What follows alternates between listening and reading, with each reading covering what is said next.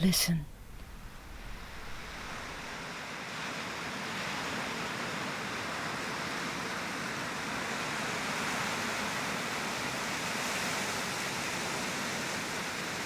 If you listened carefully and it was without talking, you would hear the sound of the sea down below the house 2 fields away, and Salt Pond on the other side 2 fields away.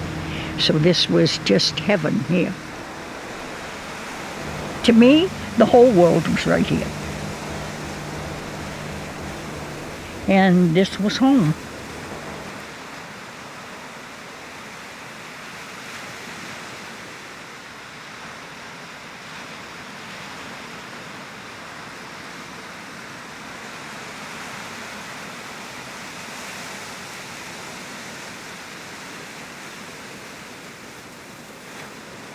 I will start at the beginning, and the beginning is I was born in the Norwalk Hospital, April 13th, 1929. My mother had gone home to her parents' house to wait for my arrival, as she did my sister Betty, because she almost died in childbirth with her first child, Eileen. They both almost died. And so she said, never again. So at about the age of 3.5 or 4 weeks, my father went to South Norwalk in his fishing boat, the Chelsea, and picked us up and brought us home. My mother, of course, dreaded it because the minute she got on a boat, she was seasick. So she laid in the bunk with me beside her. 6-hour trip because the Chelsea never went more than 8 knots an hour. So I came home. Now, I was not welcomed with open arms because my father was desperately disappointed that I did not turn out to be a boy. I was to be named for my grandfather, Jerry, and he was all set. I was going to be the boy. Not only that, but I was sick. I had jaundice. I was yellow as gold, and both of my sisters told their friends, you can't come in to see our sister. She's too sick. They were so ashamed of me. And my poor mother. And then, of course, I developed colic, and the only one that would help me out was my grandpa, Jerry. And he would look at me in the bassinet and he'd say, homely in the cradle, pretty at the table. And he was my hero, and he walked the floor with me at night. I do have to tell you about my mother. She was a rebel. She was a very good student. She had to get out of school at the age of 14 to help the family. My grandpa was a cobbler, and he used to make shoes from the leather. When my mother was in her early 20s, they were trying to marry her off to this older man that was well off and lived in New Jersey. So she went down to New Jersey with an uncle, or brother, I guess it was. And she called her mother and she said, if you think that you're going to marry me off to this old man, you're wrong. I'm not going to do it. I'm coming home. So home she came. Well, she saw an ad in a newspaper, a New York newspaper, that said, cruise to Block Island. So she got her friend Sadie, who was very timid, and Sadie was not happy, but she agreed to come. June, I think, of 1918. Got on the boat in New York, slept on the boat overnight, and docked at Block Island the next day. And she went to the Governor Gorton farm down the neck, which is now a private residence. And there she met my father. Of course, my father was quite smitten with her. And they palled around. They were there for 1 week, I think. So he invited her to come back and stay here in August of that year. And when she went back home, in October, he said to his father, I'm going to South Norwalk, and when I come home, I'll have a bride. So that's exactly what they did. And they were married in October 1918. She taught me all I need to know about character. She taught me everything. She taught me how to be interested in the civic life of your community. You grew up knowing that you had to give back. And I think that that's a wonderful lesson from your parent. And always to be honest, never to cheat or be mean or angry. You were not to go to bed angry. If you got mad with somebody, you made it up before you went to bed. That was a cardinal rule that she said. To be always clean and neat and have a smile on your face, even if you had things that you didn't want to smile about. And she said, always, she say, tomorrow will be better. She had that wonderful quality of Italians. My father would sit there and say, oh, bad. My mother would say, it'll get better.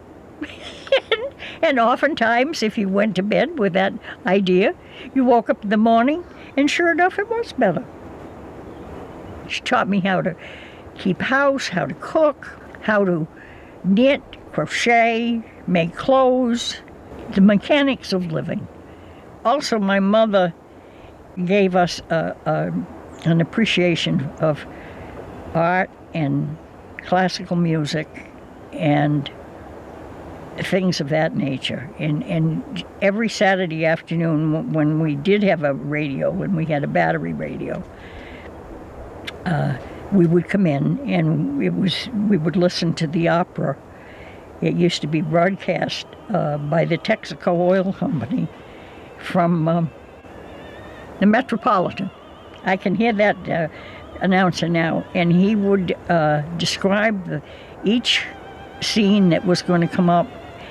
He would describe their costumes, how they were singing, and I can remember listening to that. Those are things that, you know, they form your character when you're a child, and you never forget them. It was a wonderful thing that she did, and under great hardship. And my mother said, I felt that Block Island was your heritage, and I could manage, and you should stay here. So my father said, if I don't have a boy, I'll bring her up like a boy. So he did. And I went with him everywhere. I went to the pond with him. He taught me how to row a boat, how to take a window out and glaze it, how to paint, how to tie knots, how to take care of animals. We had pigs, we had chickens, we had a horse, and we had cows. And I was never inside when I could be outside. I just tagged along with, you know, everything that had to be done. And it was a nice life, and it was fun for a child. And there were all kinds of things to do. You know, you had animals, you had eggs to bring in. You know, I loved it when in the spring of the year, we had 2 or 3 gardens where the house is down there. That was our cornfield, and we had pumpkins that grew around there, and also potatoes. And then the fine vegetables were out here. But in April, or late March, when my father would take old Dick and hook him up and do the plowing, I loved the smell of the furrows, you know, laying over one over the other, and the earth would smell delicious and filled with worms. And of course, I spent a lot of time fishing down in that pond down there that's called the Georgian Swamp. And also with my friend Nell, who was wonderful to me as a kid. And I would go over to her house because she had magazines, and I used to spend many an hour on my stomach in the floor in her living room. And Nell taught me many things, and Nell taught me that women can smoke and women can drive cars. And Nell had a car. It was a Ford with a rumble seat. And Nell loved to go berry picking. And she would take my mother, and she would take me, and I always sat in the back in the rumble seat. Well, Nell had one speed, fast.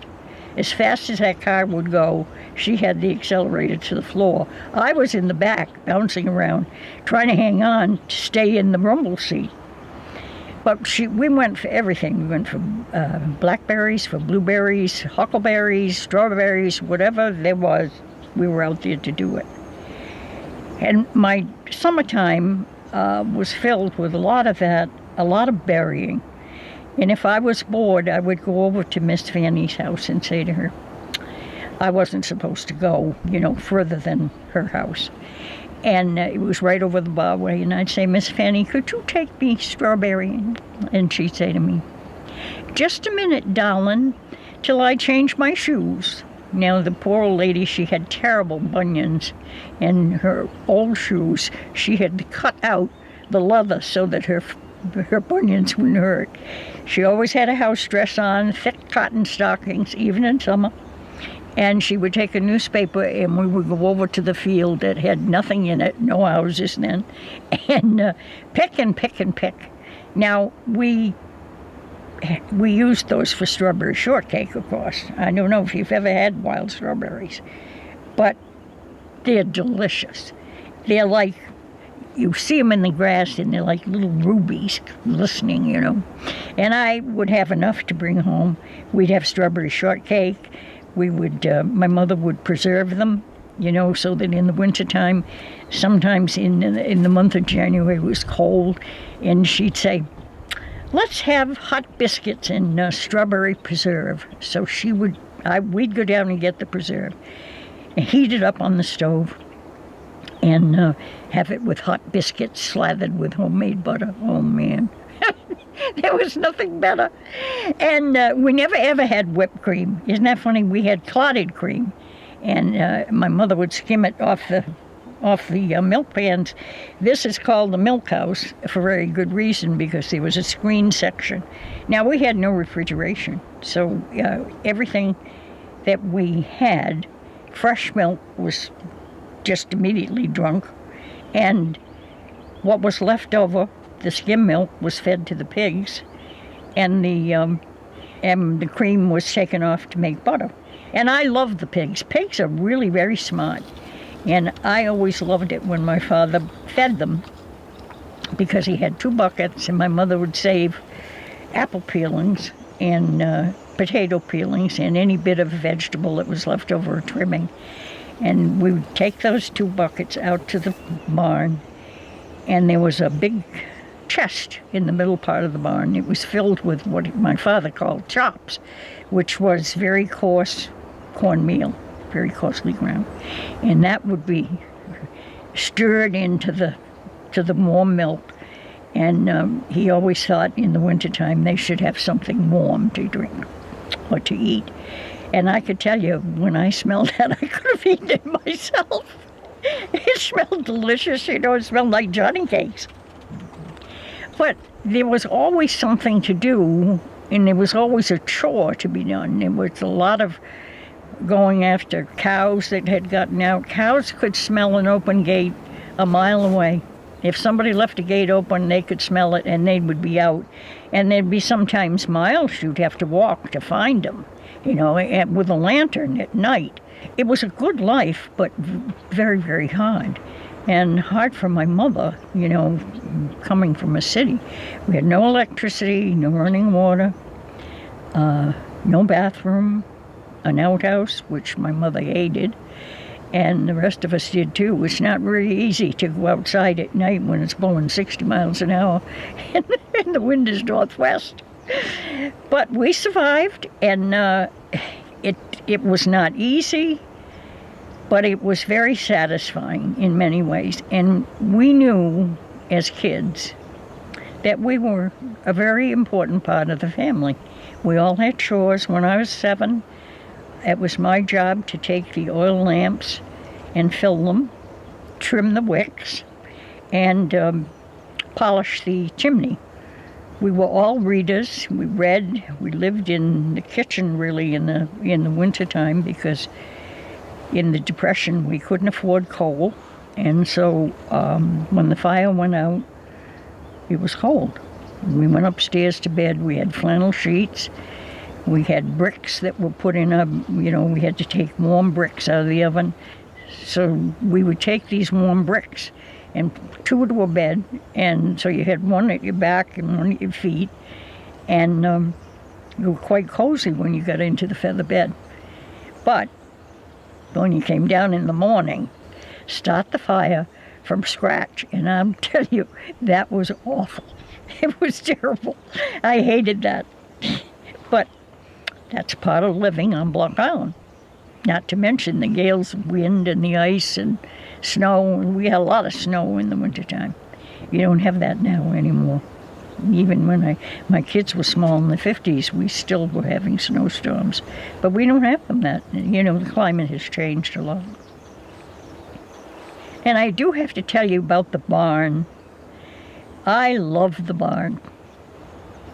When you went in there, on the western wall, this side, there were pegs, and the harnesses were kept there.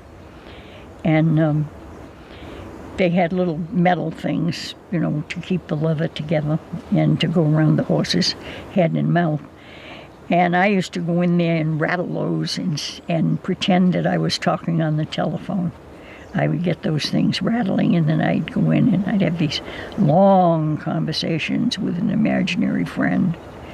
But the barn was warm, and the cows were in there. I always went out with my father when he milked the cows at night, and there were barn cats out there. And he would take the udder of the cow and squirt warm milk into their mouths, and there'd be 3 or 4 cats all lined up waiting for this warm milk, But it was a nice feeling in the barn because the animals were in there and they were warm, and the hay was there, and it just smelled lovely. I hated it when we lost it in the 38 hurricane, and that was a terrible disaster. Our whole life changed after the hurricane. It was an awful thing. I was never on the ground. If I could climb up anywhere, I was up. I was on the roof. I was in the trees. I would climb the horse chestnut tree in the front of the house, and I would sit there and I would look and I would say, "There's the Atlantic," and I'd look over here and say, "And there's the Pacific." Just getting a little bit of geography in school, you know what I'm saying? And to me, the whole world was right here. I started school in 1935, and as I have said to you, we were all great readers in the family. I couldn't wait to get to school. And I do want to tell you about Miss Rose, who was my teacher in 4th, 5th, and 6th grade. She was what we would call a spinster, but she did marry very late in life after she retired. And she always was very nicely dressed, tall and thin, whereas my 1st grade teacher had been short and plump, and with wonderful diction. And from her, I learned that, every word that came out of her mouth, I envisioned it as round and cut off by her lips so that you understood every single word that she said. Now, I was in 4th, 5th, and 6th grade. By the time I got into 6th grade, I had listened to all these other things, So she knew I was bored out of my mind. And she very nicely would say to me, "Edith, you have a free period now. Would you like to go into the library?" Oh, would I like to go into the library? There was a connecting door from our schoolroom, and she would let me go in there, and there I would be in the library all by myself with all these books. Oh, it was wonderful. I can't resist a book. I love the smell of it.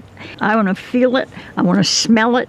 And if I have a new book, I save it for a little bit, and I think, oh, I have that new book, and I'm going to just save it for a little while until I can read it. And then I will tell you about Miss Dickens. We had bird study once a month with Elizabeth Dickens. Now, whenever she came, you had to have a bird list of the birds that you had seen and recognized during the month. and she would collect them and read them. And some of them she would look at and she'd say, I see there are some dream birds on here, because the kids that weren't paying attention to birds, they would look at a book and they'd pick something out, things that we never saw in Block Island. And so, but she would teach us by recognizing the bird by plumage, habitat where he lived, his flight, and his song. And I can see her now standing in front of us. She was quite a commanding woman. She was large-boned, very neat, white hair pulled up on her head, and snapping blue eyes with glasses that were polished to an inch of their lives.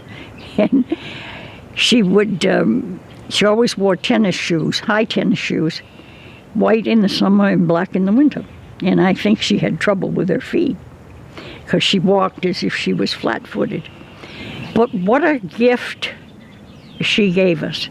I mean, a lifetime gift. I can see a bird in flight and I can know when the redstart comes.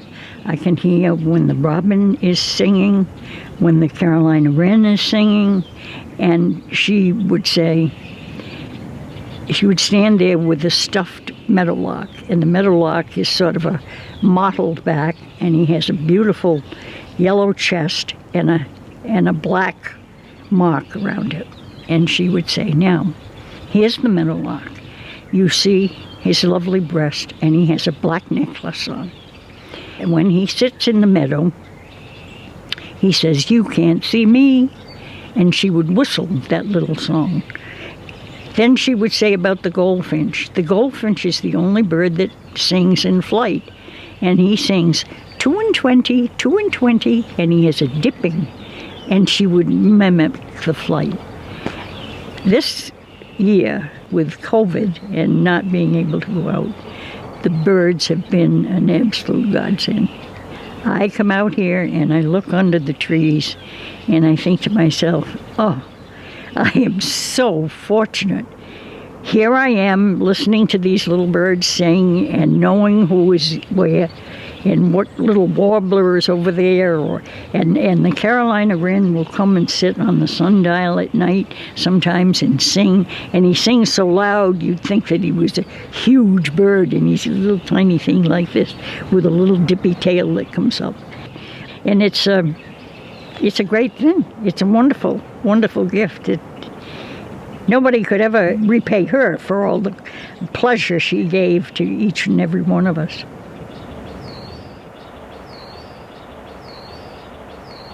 You know, my father loved Christmas. That was, I think, well, he loved Christmas and he loved the 4th of July because his birthday was on the 3rd of July. So, as I told you, we lived in the kitchen because of, you know, we didn't have coal. We couldn't afford coal. So the 2 weeks before Christmas, my father and I would each take a bucket and we would go down to the shore, turn left, and go down to Clay Head. Now, years ago, there was a boat that came ashore there, a wreck, and she had a load of coal. It was soft coal, but, you know, it wasn't the hard anthracite. We would bring those buckets home and put them, you know, underneath a tarp outside. Each day we would go and we'd bring home 4 buckets of coal.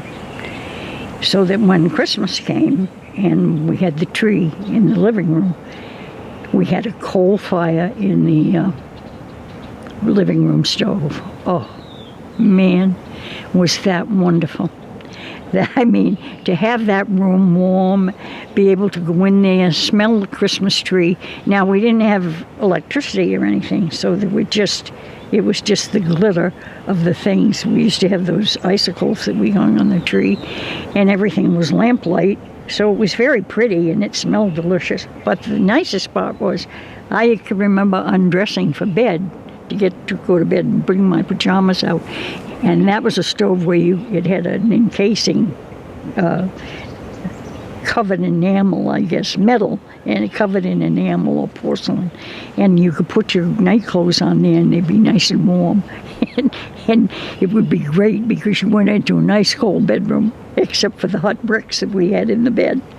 And that 2 weeks was just the best thing. And my father, I can see him now, sitting in his chair in the corner, observing everything, and taking such comfort. And one of the things that we would do on Christmas, my father would say, "Come on, we're going to go up and visit Miss Dickens." Now, Miss Dickens lived way out on the southwestern side of the island, off of Dickens Point. We would walk up there to see her. Now, there were 5 gates in the roadway to her house that had to be closed because of cows and animals in there. And we would pay a little call because she lived there by herself with her dog, and then we would walk home. Well, it was a round trip, 5 mile to the harbor and back, to Old Harbor and back here. So it was maybe 10, 11 miles round trip. My son's house is on the old barn foundation, and the barn was very important to me. I loved the barn. I was there as much as I could be. Next to the barn was a carriage house, and beyond that was the chicken house. And I used to climb up there. I mean, it was really 2 stories, and I climbed up on that thing. My mother looked out one day and saw me and nearly had fainted away, and she said, "Oh, my Lord." She came out quietly and she said, "Edith, how did you get up there?" Well, what I had done was I had climbed up on the door in the back that led to the haymow, put my feet on that, grabbed the cable because we had lightning rods, and got my way up to the cupola. And on top of the cupola was the weather vane, which was a red horse. Everybody, they either had a horse or a swordfish. But a weather vane was very important because it was the thing you looked at first to see the direction of the wind. So she carefully walked me down. But anyway, the hurricane, I will lead into the hurricane, the day of it. I was 9 years old. And it was a nice morning, and we went off to school. My father went fishing. And but at about noontime, the sky began to turn a peculiar brassy color. And we didn't know why. Of course, there was nothing forecast. Nobody knew, what was coming. But the fishermen were out, and what had been a nice day, there was a very peculiar current that they noticed, and it made them a little uneasy because it was different than they had seen.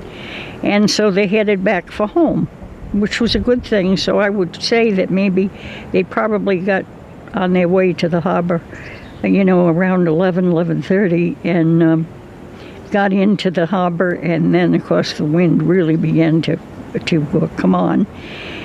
And they knew that it was something that was different because everything was different. I was in school, Betty was in school, Eileen was at college in Providence. So as the wind increased, they knew that they didn't trust us to go in the the one school bus, because they were afraid with the velocity of the wind that it might go over. So we had to go out of the back door of the school into small cars. My mother was helping a friend up in the center of the island wallpaper. So I went there. Betty came down and went to Nell's house, which is on the main road just across the pond. My father was out at the Old Harbor, and the fishermen put out extra lines and did everything that they could, but by that time the wind was probably getting up to the gusts at least to 120 miles an hour. And when I got to this house where she was wallpapering, we noticed that the wall on the east side of the house was bending in and out, which was not a good thing. And also, we looked out the window, and his grandfather's Model T had been blown away and down towards the main road. And we thought, oh my Lord. And it had the emergency brake on. A window broke from a piece of wood flying through the air, and we had to shut the dining room off.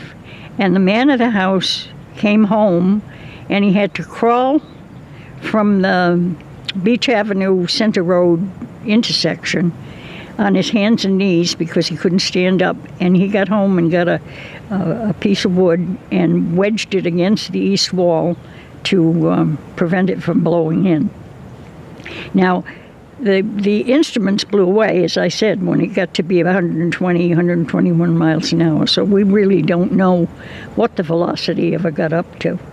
My father, in the meantime, was gathered with many of the fishermen down at the dock underneath the area where Ernie's restaurant is now, and Finn's restaurant. And they watched, and a huge surge came, and a tidal, a big storm surge came and went over the breakwater, the white breakwater. And my father said it was as black as ink, and you could see all the things that had been picked up, in the water. And it came all the way up to the front street, Water Street, in front of the National. And, of course, a lot of the men, including my father's boat, were moored out in the outer basin. And when the wave receded, it only went up to the street. It just went out with and took the boats with it. My father's was one of the first boats to go out, and he said she went out of the gap straight as a die, as if somebody was at the tiller, and he never saw it again.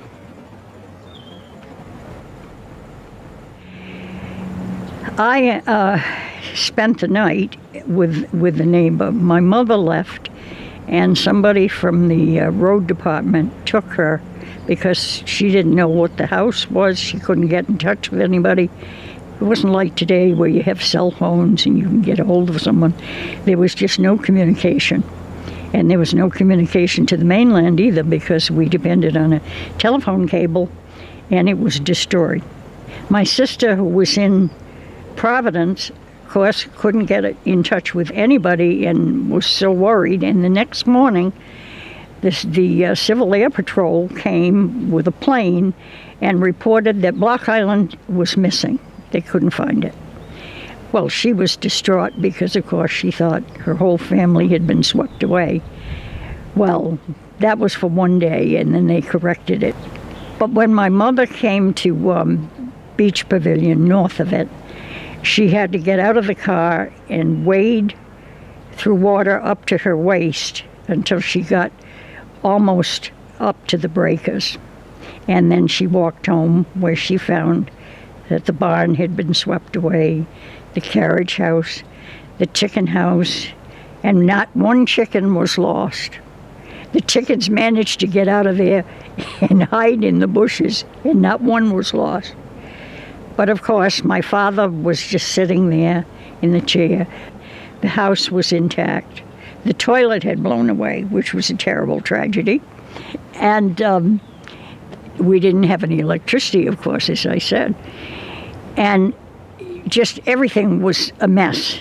So the next morning, I remember coming home, and my father sitting in a chair in the kitchen, still with his slicker and oil clothes on and his boots and his hat on, and just looking as if he'd been hit over the head with something. And it was just, we were not the only ones. You remember, this was 1938. We were just crawling out of the Depression. And it was a terrible thing. The barn was gone. Every house had an orchard. All the orchard trees, were gone. And that was a turning point because so many fishermen lost their boats. There was no insurance on anything. And a way of life just disappeared. What had been farming and fishing and a very independent way of life was no longer here. Next day, we took a ride around the island to see how bad things were, and things were terrible. As we went out the neck, the dunes, which had been very, very high along the East Beach, were no longer there. There was nothing. It was just flat. And I remember as a little girl thinking, oh, this must be like it is in the Netherlands. What's going to protect us from the ocean coming in? And it was really a hard thing to think about. I remember going up Spring Street and seeing the Episcopal Church, which had just shattered. It was a summer church, so it was just a varnished wood on the inside and an open, so it got the brunt of the southeast wind that was coming in. And it looked like, how you played pickup sticks when you were a kid? Well, it looked like pickup sticks, just completely gone. But the trees, the loss of the trees was just terrible. We lost our big cherry tree here. We lost a pear tree. We lost the balm of Gilead tree. But it was the loss of the barns and the fact that they couldn't be replaced because we didn't have money, and the loss of the animals and the way of life that was very, very hard. And then, of course, we went into World War II. And although the state wanted to evacuate us, the townspeople said, no, what would we do with our houses? What would we do with the few animals we had left? No, we'll stay here and take our chances. Of course, the war, took the younger people, but even the younger people that didn't go in the war left for the mainland because there was very little here for anybody to do to make a living. It was very, very hard. I have to tell you about the pond. The pond, Great Salt Pond, we never called it that. If we said the pond, my father would leave a note and say, I've gone to the pond. I knew that we all knew where the pond was. After he lost his boat in the 38 hurricane, which was a terrible tragedy, and when we lost the barn, there was no more income from fishing. My father turned to quahogging in Salt Pond. In those days, you didn't have to have a license, and you just went. And he had what they called a fish shanty down. We would go out this road, across the main road, across one lot, and there we would be at the Salt Pond. And we used to change our suits in there, and our quahog rakes were in there. So when he turned to shell fishing, I was with him a lot. And, I was small. I was 9 years old. He taught me how to row a boat, how to quahog, taught me the need to conserve at a very young age, and very careful never to take a quahog that was undersized.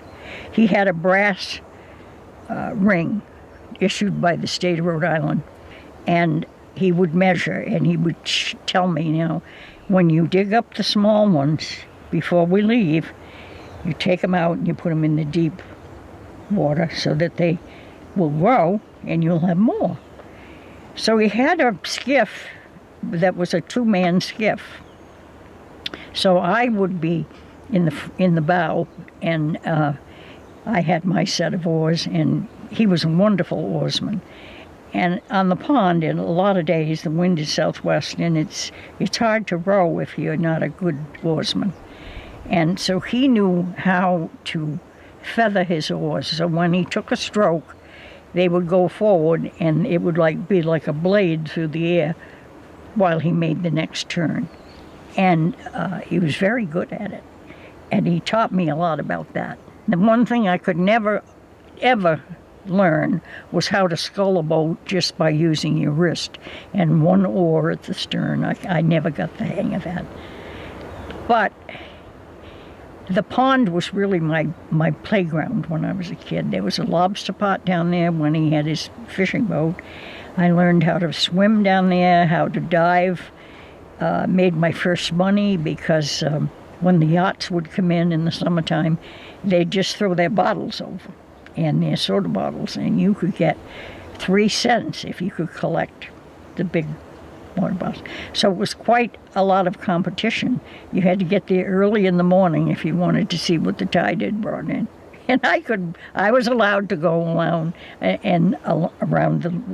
the pond shore. And then when my father got shellfishing, he would take them over to Mr. Giles Dunn, who had a fish market over there. And it meant that whoever got there first, he would buy from the first one that came. So there was a lot of competition because other people were shellfishing as well. But my father, being such a good oarsman, many times would get there first. So the early bird catches the worm. So that was the other thing. And then sometimes at night he would, in the summer, he'd say, "Do you want to go over and row over to the yacht station?" And that was, of course, where Champlin's is now. And it belonged to Mr. Champlin. And we would go over, and in those days, they were beautiful boats. I mean, they were 60 and 70 feet long, and they had a cabin boy and all. It was ultra, the people that had money could have yachts like that. Let me see, what else can I tell you? When I was about 10 or 11 years old, I longed for a bicycle. Now, I knew that my folks couldn't buy me a bicycle because there was no money. So there was a catalog company out in Chicago, and it was called the Larkin Company. And you could write to them, and they would send you a catalog. And if you took orders from people in your community, you got a commission. So I thought I think I must have been almost 11 when I thought, that's the way I'll get my bicycle. So I set off for the harbor. Now, I was very, very shy because we didn't get out much. You wouldn't think I was shy now, but I was then. And if anybody looked at me, I turned beet red. And so I was very, very nervous about this. And the first house I stopped at was Mrs. Negus. So I knocked on the door, and she came to the door, and she said, come right in. She said, come into the living room, sit down, and tell me what you want. So I had no preparation for this at all. I had imagined that I would just give people this catalog, and they would be falling all over to get orders, So she said to me, well, now what's for sale in here? So I said, well, there are all kinds of things in sale. By this time, of course, my hands were sweating. I was red as a beet, and I thought, oh, my word, I'm never going to be able to do this. And she said, well, tell me something that you think I should buy in this catalog. Well, the only two things I could think of was my mother always bought her paring knives from that catalog. And she also bought a little cosmetic, the only cosmetic I ever saw her use. And it was a lotion called Rose Water and Glycerin. So I had to leaf through the book and show those things to her. Well, she did give me an order. I can't remember if she ordered those things or not.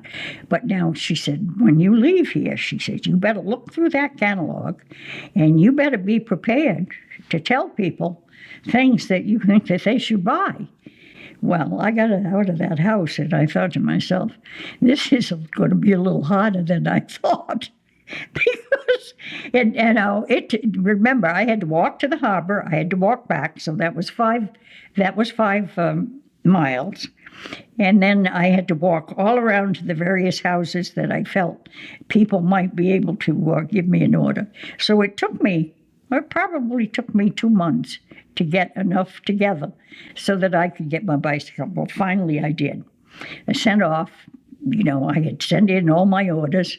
I got my commission, and I had enough left over after the bicycle to get a chenille bedspread, which was the rage at the time.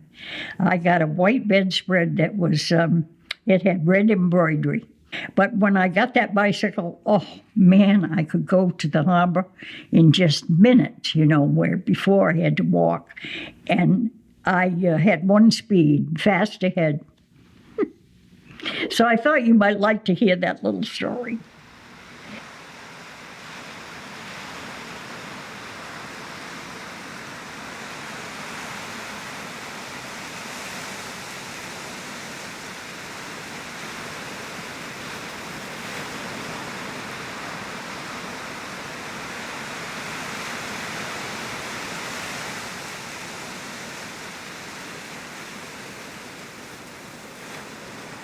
In 1951, my husband Ed and I were married, and we moved down to Sleepy Hollow. And we called it Sleepy Hollow. That was his name for it. It was a big old Victorian house, colder than cold. We married in January, and we went down to that house. And I'll tell you, I thought I would freeze to death the first 3 months I was there. I had to wear lined boots on my feet.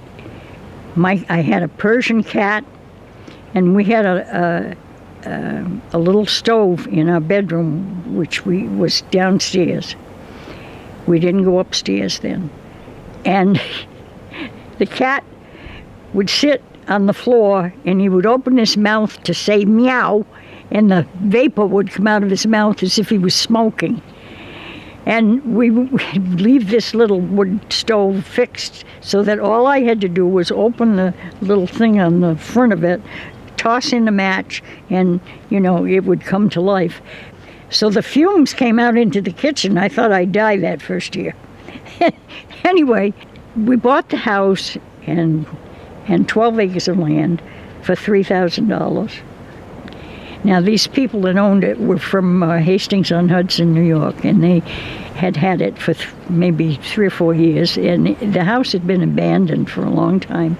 So they had done all the terrible work of making it secure, and watertight, but they had not done anything on the inside, and they only used it in the summer, so there was no heat in it.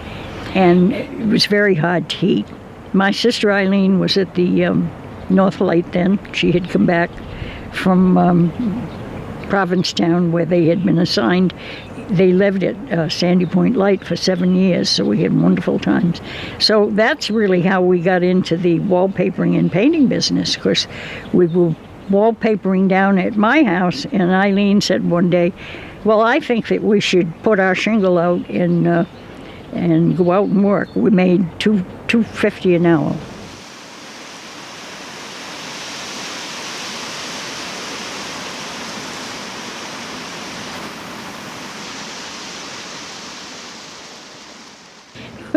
Anyway, Ed was very active in civic affairs. He was head of the Legion. He was on the town council. He was captain of the rescue squad. He was also the fire chief. And it was under his direction when they got this new fire engine. It was a great big deal, but there was no boat that came here that was large enough to bring it. And it had to come on a buoy tender, out on the outer deck of a buoy tender. And of course it came in January. It had stayed in storage because we couldn't find a way to get it here. And we didn't have enough money to to hire a barge to bring it here.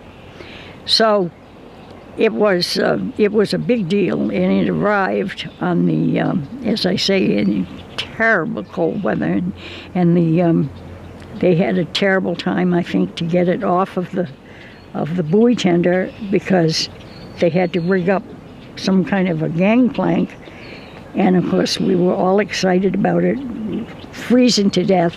I have a picture of Peter with his father on the every Sunday they would go out and test the engines, make sure that they were starting, batteries were up, and take the fire engine for a ride. And Peter would be there sitting straight as a die, thinking, oh, this was a big deal to be in the fire department, and in the fire truck. And it was a real big deal to get that new fire truck. The only thing is, it didn't have power steering. And it was pretty hard to drive on our small roads. But the engine that they have today, of course, is much bigger. But he was always there in the midst of all those things and always helping somebody else. And loved the rescue squad and did a lot, in civic-minded things in the community.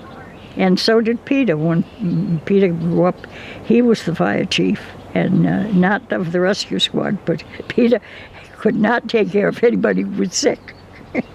He said, I just can't do it. And nor could I. I could take care of my own people, but I couldn't take care of anybody else, I'll tell you right now. I would not be a good nurse.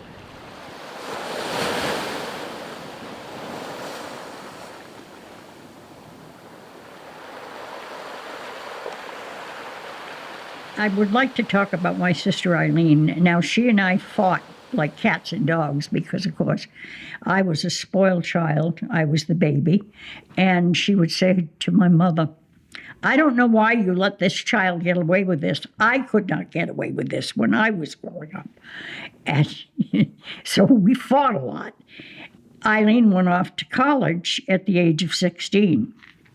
I was 6. Now, I went to school in 1935. She graduated that year and went off to college and was gone, every winter for 4 years. So when she married and she and her husband, John Lee, came back and he was a keeper at the North Light, I was just a year away from getting out of high school. When I got out of high school, I discovered this wonderful friend, and we became fast friends, and we quahogged together. We wallpapered together. We did all kinds of things. She was so bright. I mean, she was super bright. Anything she turned her hand to, she did it well. And you saw the birds at the house that she did. And she and a friend opened the Ragged Sailor Gallery, which was the first art gallery, really, on Block Island. Beautiful sewing, beautiful embroidering. She was making these beautiful skirts that she sold. They first had a gift shop down on Bushlot Hill called Offshore Workshop.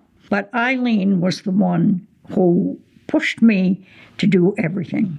She said, when the job came up for the Chamber of Commerce, she said, take the job. I said, I don't know how to type. She said, go take a course at the school. They're giving a typing course. So, and I did. And if I hadn't done that, I probably wouldn't have felt that I could have even run for town clerk.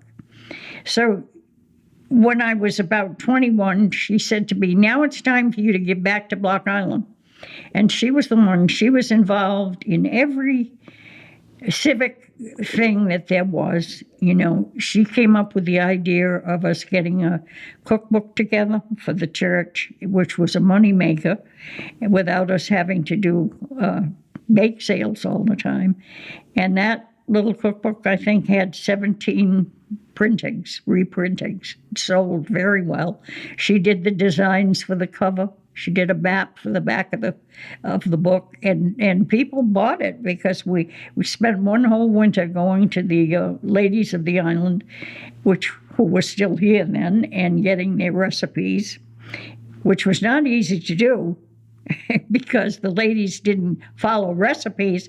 I remember going to Elsie Stinson's house and saying to her, Miss Elsie, I need your recipe for spiced cupcakes. Well, she says, darling, you'll just have to come and watch me because I don't measure anything.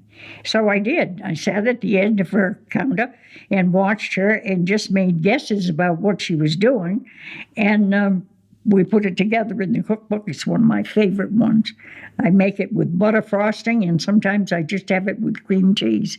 And those old-fashioned recipes, some of them are just so funny. Butter the size of a walnut and things very hard to follow today. Very, very sketchy, but good, very good, recipes in there.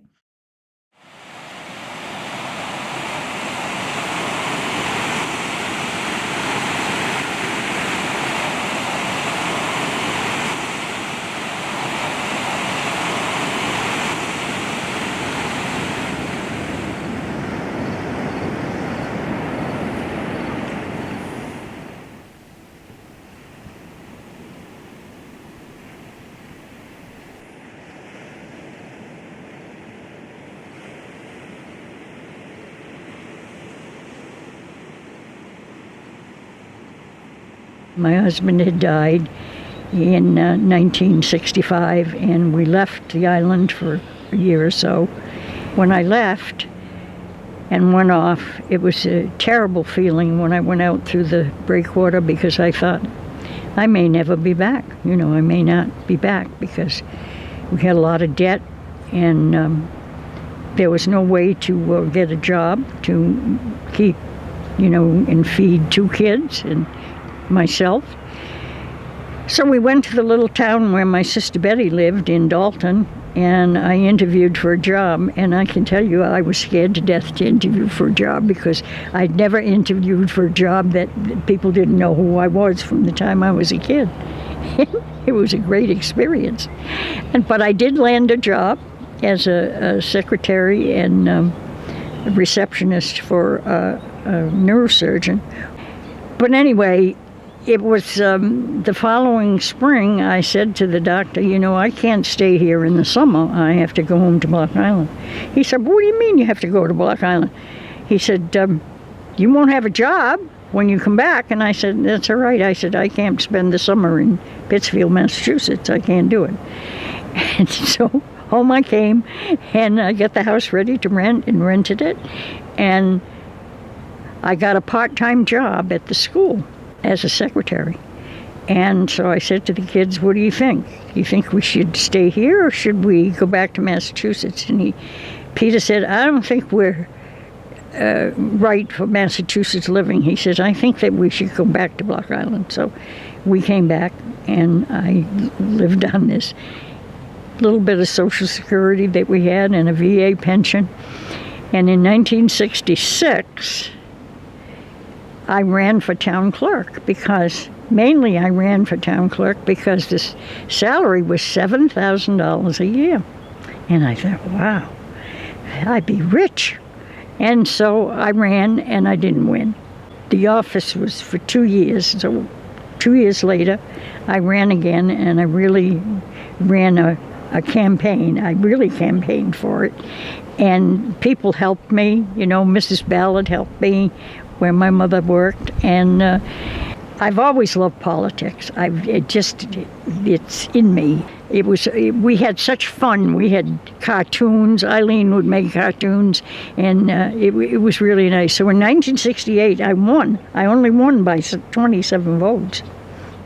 I worked as town clerk for 16 years, and then I decided that I wanted to go for first warden. But by that time, the kids were out of school, they were on their own and everything. And so I said to the committee, the Republican Town Committee, of which my son Peter was the chairman, I knew they didn't have anybody to run for first warden, because the gal that I had defeated as town clerk had gone over to the Democratic side, and she was running for first warden for the Democrats. So there were 2 women against one another. Well, when I made my announcement, there was a dead silence in the room. And I could see it didn't go over very well. So I said, well, I'll leave the meeting, because I was a member of the committee too. And I said, you can talk it over. And if you don't want me to run as first warden, I'll continue to run as town clerk. So it took 2 or 3 days, and finally, grudgingly, they said that, yes, I could run for first warden, which I did. And I won. When I made my pitch to run, I said to them, I've been sitting here for 16 years, listening to the town council, taking minutes, learning the background of the town, the ordinance of the town. Now I'd like to make that all benefit to you. So I did, and I think I did a lot of the things that were little housekeeping things, and it was during that time I was first warden from 1984 to 1988, and in 1988 Ed McGovern, who had been on the council for quite some time, beat me in the election, because, well, he had a bar room and he had a lot of friends, and It was the best thing that ever happened to me, because when I got out of there, I was only 60, and I said, I can't just sit around and do nothing. So another friend and I started offshore property, real estate, and it was the only time I ever made any real money. And I bought her out in 1993 and ran it until 2012. I was 80-some years old when I retired. I was 84. Almost 85. Anyway, it was. I had a lot of fun doing that, and I do want to tell you that each year when I was town clerk, I would say to the council, "Can't we do something for the 4th of July?" I loved the 4th of July. My father's birthday was on July 3rd, his mother's birthday, and I said, "It's terrible that the town doesn't do anything to celebrate the 4th of July." No, we can't afford it. Each year, during financial town meeting, it would come up and nothing would happen. So when I was seated in December, I said to the council, now I remember I was a Republican, I had 2 Republicans on there, so we had a majority. And so I said to them as nicely as I could, I said, I hope you'll indulge me. I want to appoint a fund committee so that somebody can plan for celebrating the 4th of July. And nobody objected. They all voted for it. And that's how the 4th of July celebration started. And the first real tiny little parade they had, I think, was in 1985. And it was not much, but then it grew, and there was a fellow, Tom, that used to come from the mainland and stay on Block Island, and he loved the 4th of July, and he got bands to come, and it, ultimately grew. And then the committee came to the council and said, we'd like to be independent of the council. We'd like to be the double-ender committee. So they did. And of course, the parades got bigger and better every year, and it was a lot of fun for everybody. In 1989, of course, I was no longer first warden. The committee asked me to be the grand marshal. Oh, man, what a time I had. That was the best thing they could ever have done for me. And I went to the man who owned the Old Town Inn, Mr. Gunter, and he had always done beautiful floats, gone to a lot of trouble, rented costumes and everything. So I said to him, I need a costume for the parade. I said, I'm not going to just go and just sit there. And so he comes with the costume. Now, the costume company calls me and said, we need measurements. I've never seen such measurements in my life. They measured from my shoulder to my elbow, my shoulder to my wrist, around my waist, up the back from my waist to my neck, and down. So I didn't know what he was going to get for me. The costume comes. It's a red and white striped dress with a sash and a thing across the front that says Grand Marshal, and a hat to die for. I mean, it had this big plume on the, and I showed it to Melanie, my granddaughter, and I think she was maybe 8 years old. Yeah, she was 8 years old. She says, "Oh, Grandma, look at that hat." I said, yes.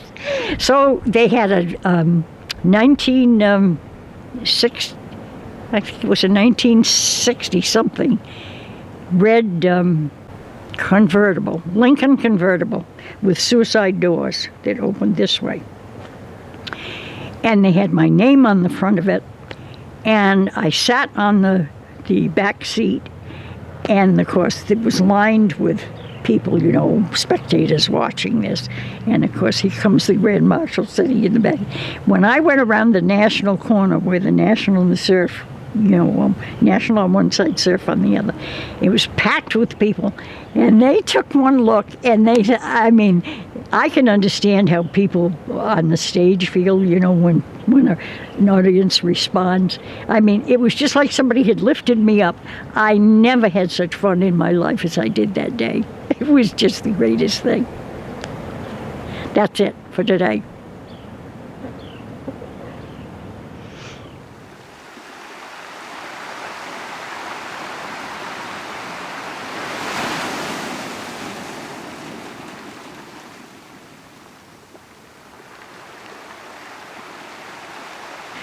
I had worked all my life, you know, and things went along and were, you know, I got very accustomed to being retired. I've never been bored in my life. I always had things that I was doing, reading, gardening, doing all the things that I like to do, and not having any pressure of having to be here, there, or in another place. And who knows how many more years. I mean, here I am, I'm at 91. I look at my poor old feet and I say, oh, feet, you've been lugging me around for 91 years. How are you going to stand this? And as I say so long to my friends, you know, my friend came over the other day, Rich, he was closing the houses up, his and his father's, he said, and I sincerely hope I will see you in the spring. And I always kid with him and say, well, you know, I have to get up to March Hill. They used to say on Block Island, old folks and old horses, you know, if they get through the month of March, they're pretty well set for the rest of the year. So I've still got to get up to March Hill in 2021. But it's been a great life on Block Island, and it's still a great life, but it is different. As Block Islanders diminish more and more each year, it is different. Thank you for taking care of my stories. Thank you. That's it. That's it.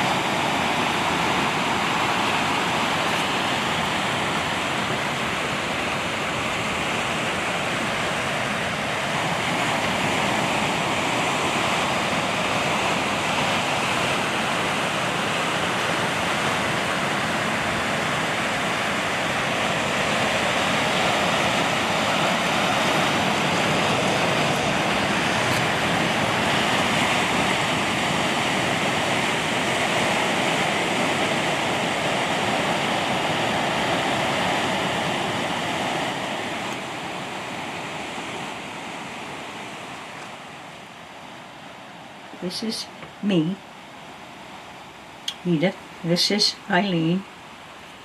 And this is Betty.